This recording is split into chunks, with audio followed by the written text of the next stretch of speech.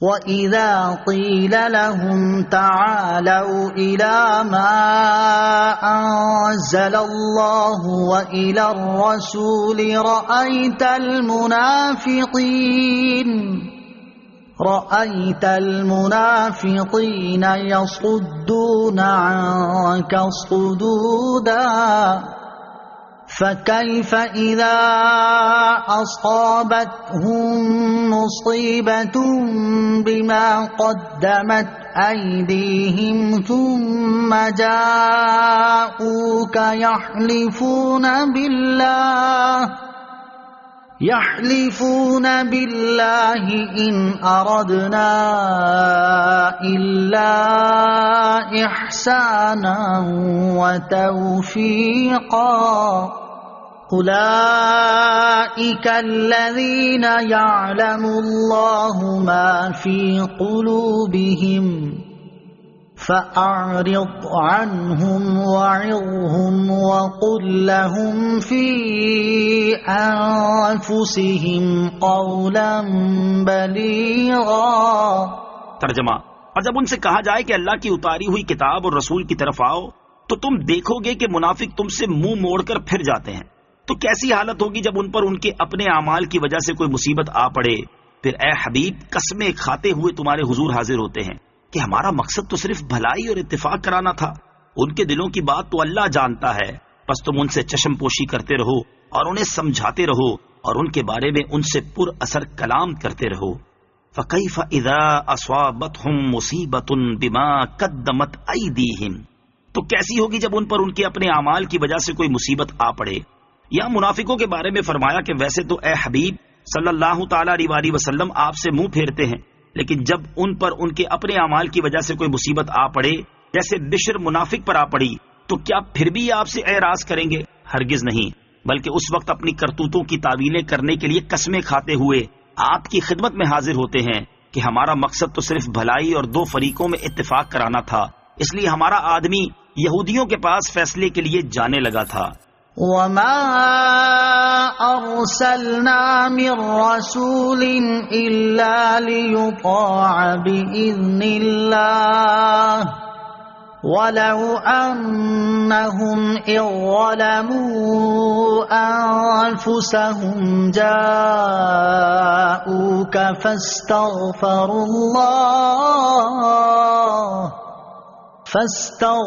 اللَّهَ واستغفر لهم الرسول لوجدوا الله توابا رحيما۔ ترجمہ: اور ہم نے کوئی رسول نہ بھیجا مگر اس لیے کہ اللہ کے حکم سے اس کی اطاعت کی جائے، اور اگر جب وہ اپنی جانوں پر ظلم کر بیٹھے تھے تو اے حبیب تمہاری بارگاہ میں حاضر ہو جاتے، پھر اللہ سے معافی مانگتے اور رسول بھی ان کی مغفرت کی دعا فرماتے تو ضرور اللہ کو بہت توبہ قبول کرنے والا مہربان پاتے۔ وَمَا أَرْسَلْنَا مِن رَّسُولٍ إِلَّا لِيُطَاعَ، اور ہم نے کوئی رسول نہ بھیجا مگر اس لیے کہ اس کی اطاعت کی جائے۔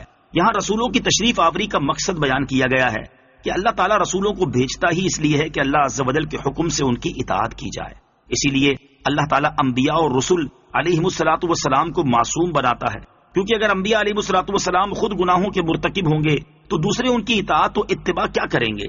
رسول کی اطاعت اس لیے ضروری ہے کہ اللہ عز و جل کی اطاعت کا طریقہ ہی رسول کی اطاعت کرنا ہے، اس سے ہٹ کر اطاعت الہی کا کوئی دوسرا طریقہ نہیں، لہذا جو رسول کی اطاعت کا انکار کرے گا وہ کافر ہوگا، اگرچہ ساری زندگی سر پر قرآن اٹھا کر پھرتا رہے۔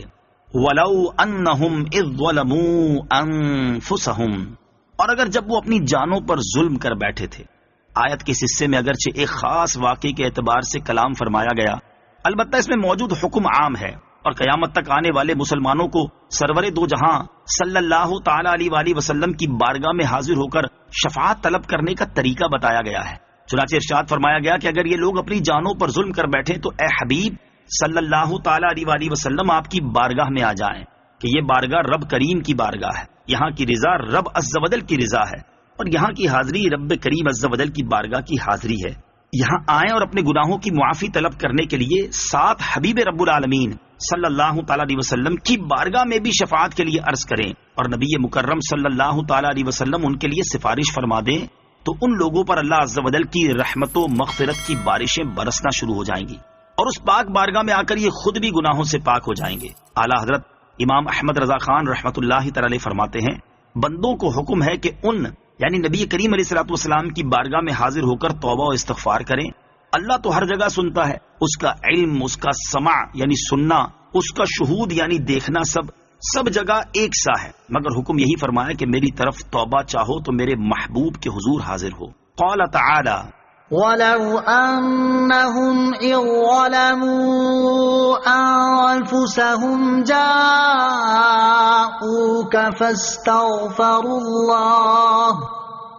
فاستغفروا الله واستغفر لهم الرسول لوجدوا الله توابا رحيما۔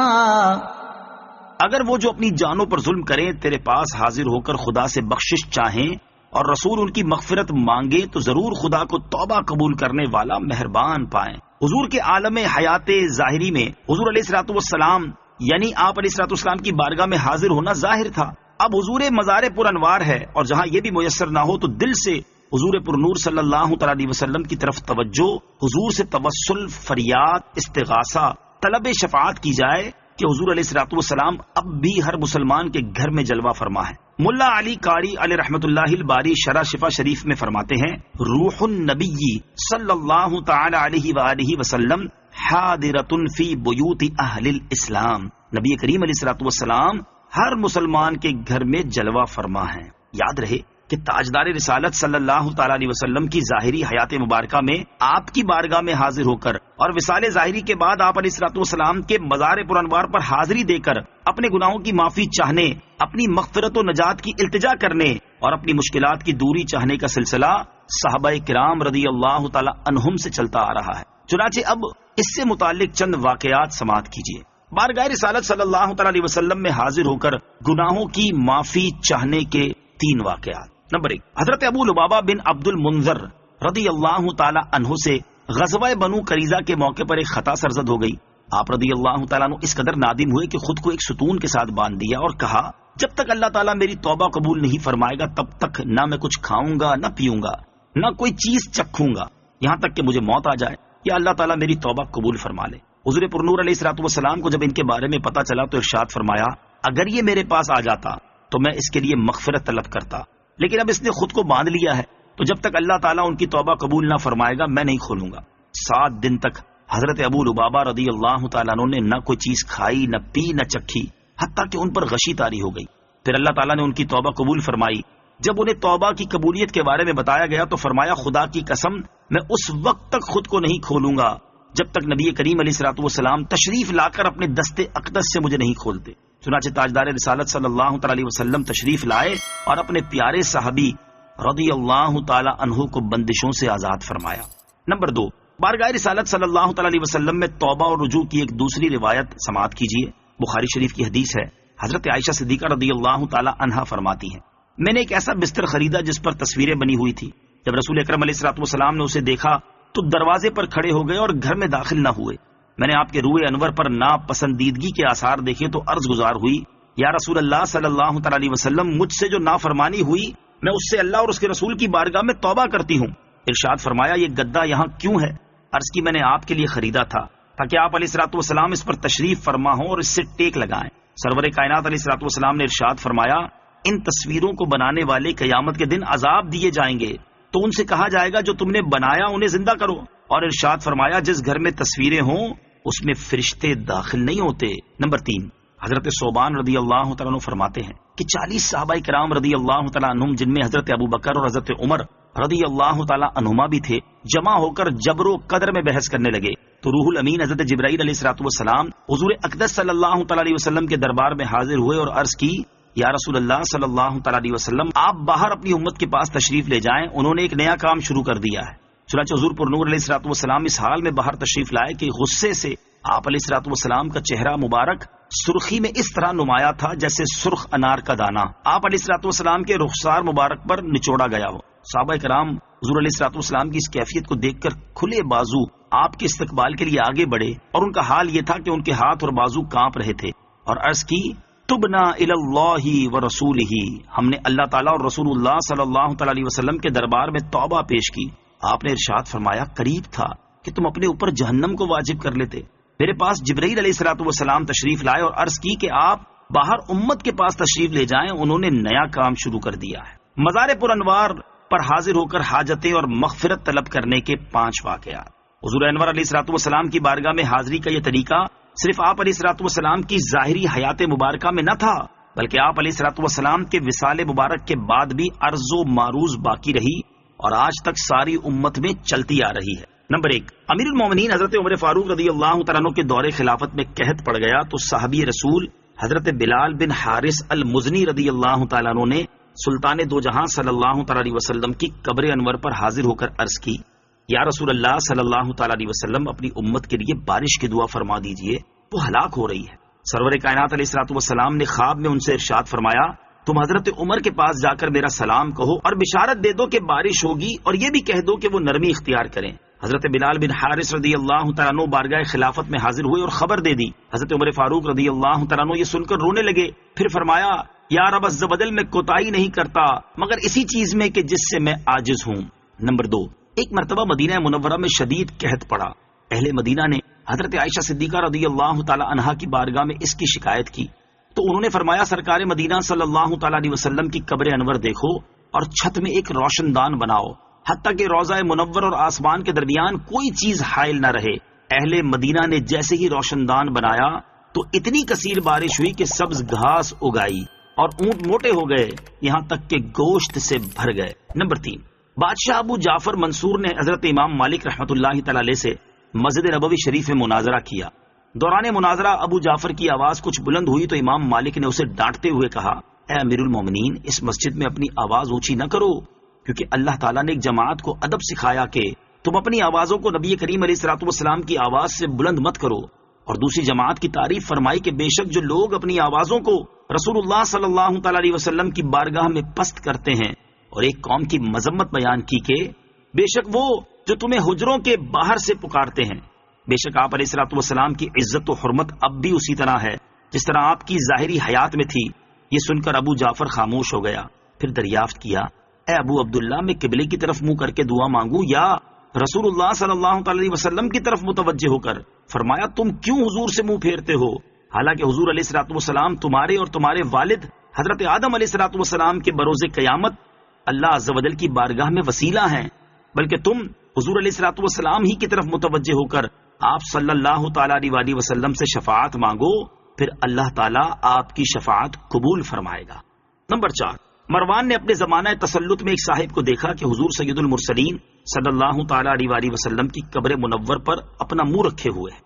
مروان نے ان کی گردن مبارک پکڑ کر کہا، جانتے ہو کیا کر رہے ہو؟ اس پر ان صاحب نے اس کی طرف متوجہ ہو کر فرمایا، ہاں، میں کسی اینٹ پتھر کے پاس نہیں آیا ہوں، میں تو رسول اللہ صلی اللہ تعالی علیہ وسلم کے حضور حاضر ہوا ہوں.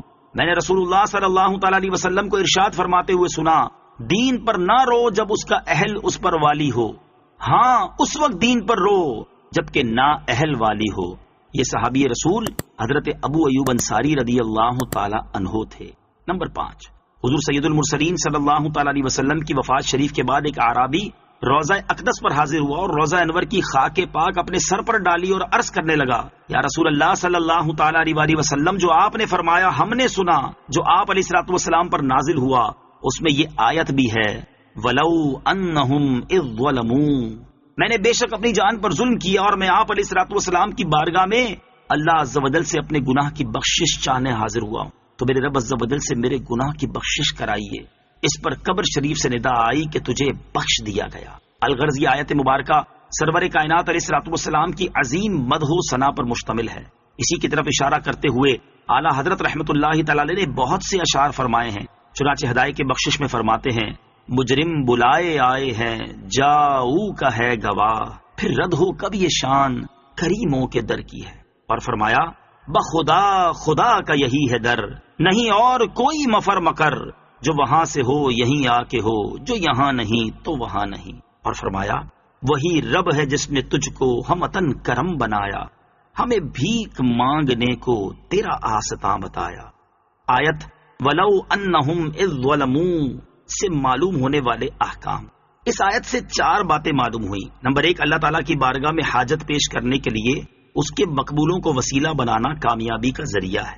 نمبر 2، قبر انور پر حاجت کے لیے حاضر ہونا بھی جاؤکا میں داخل اور خیر القرون کا معمول ہے۔ نمبر 3، بعد وفات مقبولان حق کو یا کے ساتھ ندا کرنا جائز ہے۔ نمبر 4، مقبولان بارگاہ الہی مدد فرماتے ہیں اور ان کی دعا سے حاجت روائی ہوتی ہے۔ فلا وربك لا يؤمنون حتى يحكموك فيما شجر بينهم ثم لا يجدوا في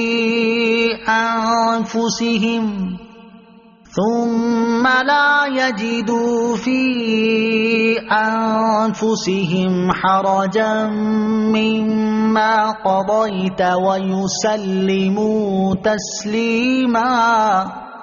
ترجمہ، تو اے حبیب تمہارے رب کی قسم، یہ لوگ مسلمان نہ ہوں گے جب تک اپنے آپس کے جھگڑے میں تمہیں حاکم نہ بنا لیں، پھر جو کچھ تم حکم فرما دو اپنے دلوں میں اس سے کوئی رکاوٹ نہ پائیں اور اچھی طرح دل سے مان لیں۔ فلا وربک، تو اے حبیب تمہارے رب کی قسم۔